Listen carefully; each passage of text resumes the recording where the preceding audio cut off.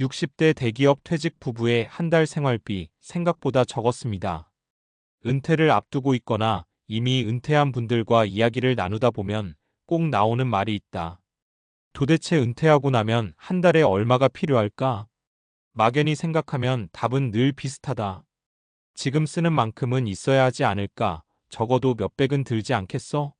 같은 걱정이다. 특히 대기업에서 오래 일한 부부라면 더 그렇다. 월급이 꼬박꼬박 들어오던 시절에 맞춰 생활 수준이 형성돼 있고 자녀 교육비, 보험료차, 유지비 같은 고정비가 몸에 배어 있다.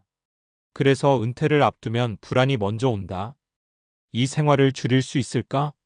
줄이다가 삶의 질이 너무 떨어지면 어떡하지? 그런데 실제로 은퇴한 60대 부부들의 생활을 들여다보면 예상보다 한 달 생활비가 훨씬 적은 경우가 많다. 물론 아무 걱정 없이 사는 건 아니지만 우리가 상상하는 노후는 돈이 많이 든다는 이미지와는 조금 다른 풍경이다. 이 글에서는 은퇴 후 실제 생활비가 왜 줄어드는지, 그리고 어떤 준비가 되어 있으면 불안이 줄어드는지 실제 사례 3가지를 통해 차분히 이야기해 보려고 한다. 은퇴 후 생활비가 줄어드는 이유. 첫 번째 이유는 아주 단순하다. 돈이 새어나가던 구멍이 줄어든다. 현역 시절에는 생각보다 직장 때문에 쓰는 돈이 많다. 출퇴근, 교통비, 점심값, 회식비, 정장과 구두, 명절 경조사, 필요 이상으로 유지하던 자동차까지. 여기에 그래도 이 정도는 써야지라는 체면 비용이 겹친다. 은퇴를 하고 나면 이런 지출이 자연스럽게 사라진다. 굳이 비싼 옷을 살 이유도 없고 매일 밖에서 밥을 먹을 필요도 없다. 집에서 해먹는 횟수가 늘고 소비 속도 자체가 느려진다.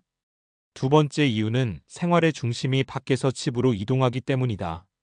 시간이 생기면 돈을 더 쓸 것 같지만 실제로는 반대다. 서두를 필요가 없어지니 충동 소비도 줄고 지금 아니면 안 된다는 조급함도 사라진다. 살에 월 700 쓰던 집이 350으로 내려왔어요. 서울에서 대기업 임원으로 퇴직한 어씨 부부 62세, 60세는 은퇴 전만 해도 한 달 생활비가 700만 원 가까이 됐다. 자녀는 이미 독립했지만 외식이 잦았고 차 2대 유지비와 보험료가 컸다. 은퇴 후 가장 먼저 한 일은 가계부를 다시 써보는 것이었다. 놀랍게도 없어도 되는 지출이 절반 가까이 됐다. 출퇴근의 식비 0원, 외식비 월 150만 원, 50만 원, 차량 2대 1대로 축소, 보험 정리로 월 40만 원 절감. 이렇게 정리하고 나니 현재 한 달 생활비는 약 350만 원. 어씨는 이렇게 말한다. 처음엔 불안했죠. 그런데 막상 살아보니까 이게 부족하지가 않아요. 오히려 예전엔 왜 그렇게 썼나 싶어요. 사례 연금이 바닥을 만들어줬어요. B씨 부부 65세, 63세는 대기업 퇴직 후 국민연금과 퇴직연금을 함께 받고 있다.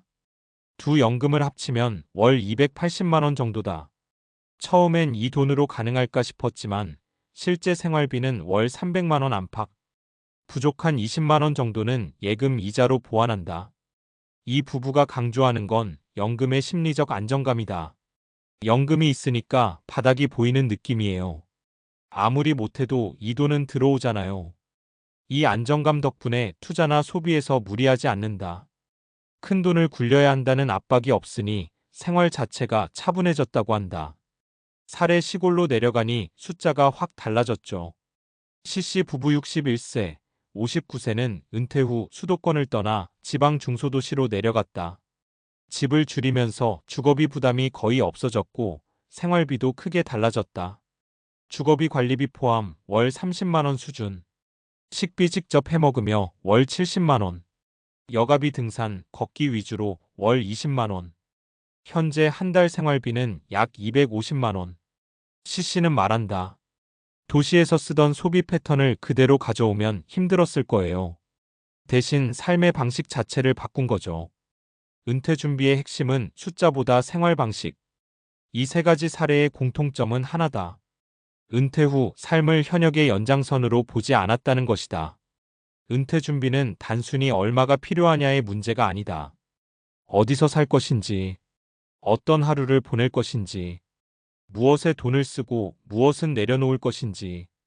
이 질문에 대한 답이 먼저 정리되면 숫자는 그 다음에 따라온다.